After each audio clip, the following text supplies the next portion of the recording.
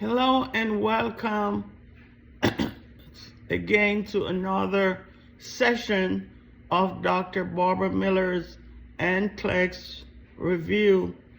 Today we're going to talk briefly about the different types of diabetes. Okay, so there are 3 types of diabetes. Okay, and also diabetes could cause from certain medications.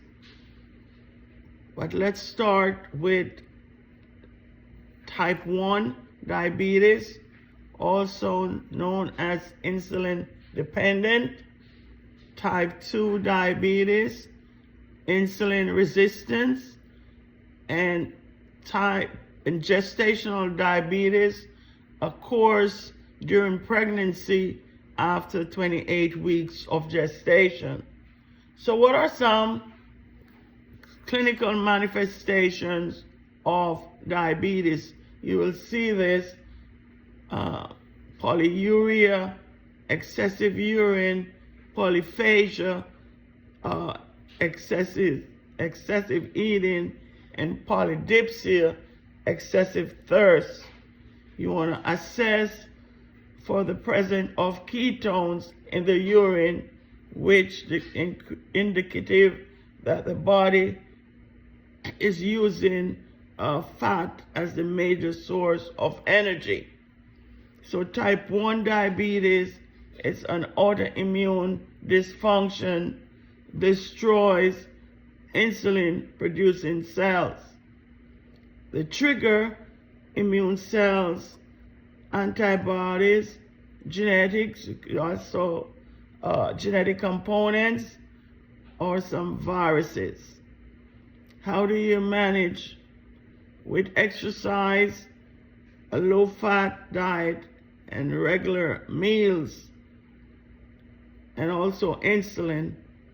Type 2 diabetes, insulin resistant, insulin production drops, linked to obesity, sedentary lifestyle, and also hereditary.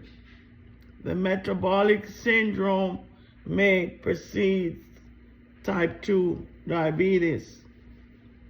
Insulin, it's a must for type 1 diabetes. So regular insulin is the only one that can be given IV, intravenously. It's clear in color. The NPH and lentine insulin is cloudy. You want to inject at 90-degree angle, 45-degree angle in a very thin built individual. Aspiration for blood is not necessary. Insulin can be left at room temperature for up to 4 weeks. Current vials of insulin being used should not be refrigerated due to possibility of local irritation in site. Always rotate sites to prevent lipotrophy or lipodystrophy, nerve massage.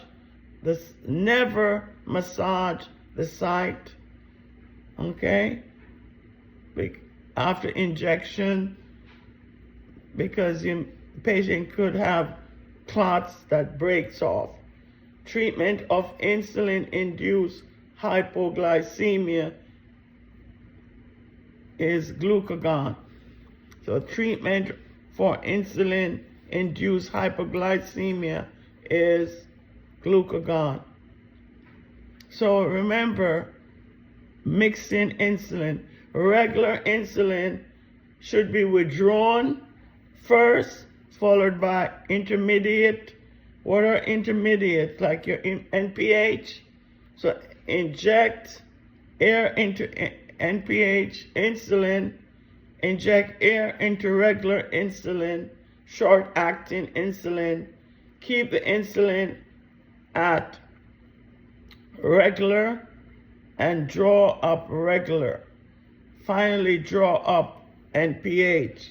So you want to keep the needle and the regular insulin and draw up regular, then you finally draw up NPH.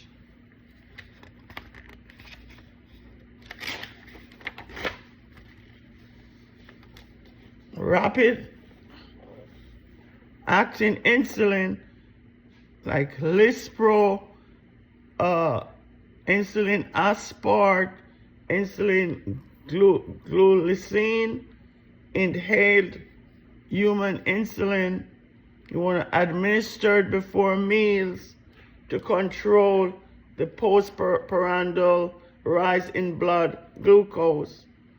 Onset is rapid, around 10 to 30 minutes, and it's depending on which insulin is administered. You want to administer in the conjunction with intermediate or long-acting insulin to provide glycemic control between meals and at night. Short-acting insulin or regular insulin administered 30 to 60 minutes before meals to control postprandial hyperglycemia. Then your intermediate insulin, acting insulin, also known as the NPH, you want to administer for the glycemic control between meals and nights, and at nights, not administer before meals to control postprandial rise in the blood glucose. It contains protamine. What is protamine? A protein which causes a delay in insulin absorption or onset and extends the duration of action of insulin. Administer subcutaneous only, and as the only insulin to mix with short-acting insulin. Okay? That's the intermediate, also known as NPH. Your long-acting insulin, such as glargine or detamir, administer once daily during the day, but always at the same time each day. You want to administer glargine insulin and detamir insulin subcutaneous only. You never administer intravenously. Never mix glargine with other insulin. And your ultra long acting insulin, 300 units of insulin, glargine, insulin deglutics, duration is 24 hours. Both medications are available only as a pre-filled pen. As you prepared for your examination, you got to know your insulin onset, the peak, and the duration.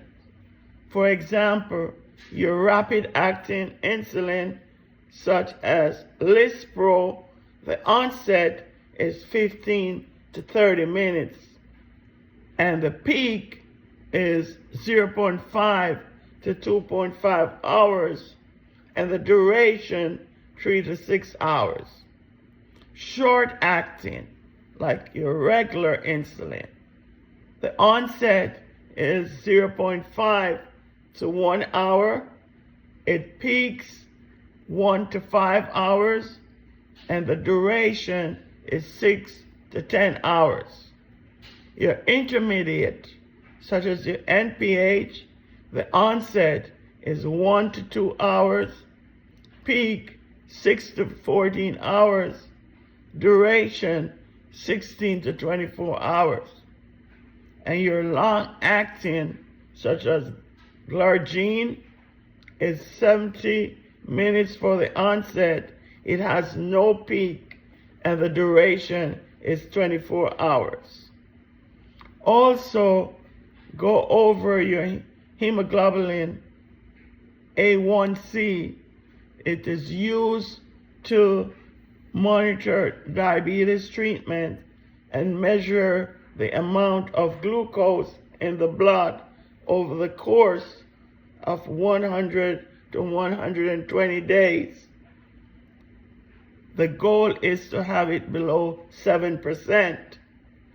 Anything above 7 cause for concern or change in the care plan.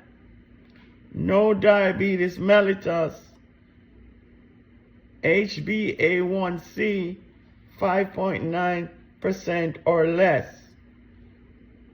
Good diabetes control, HbA1c less than 7%, and fair diabetes control, HbA1c 8 to 9%. So hemoglobin A1c at or above 9 indicates inadequate or poor diabetes control. Thank you for listening. Hope this benefits and assists with your preparation for the NCLEX examination. Thanks for watching.